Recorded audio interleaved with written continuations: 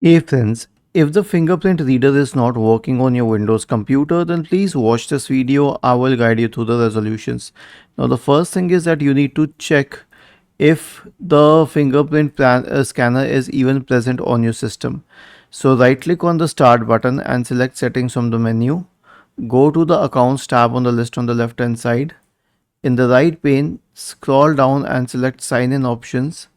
Click on fingerprint and then you'll have to check whether there is an option to set up fingerprint here, or if it reads we couldn't find a fingerprint scanner compatible with Windows Hello Fingerprint.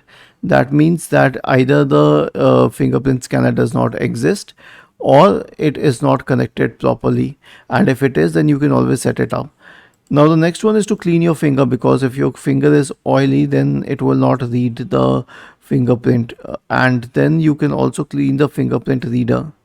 The next solution is to reinstall all drivers. Now, why do I say not only the fingerprint driver? Because a lot of other hardware products which are associated with security on your system are also necessary. So, right click on the start button and select settings from the menu, and then go to the Windows Update tab on the list on the left hand side. Select advanced options.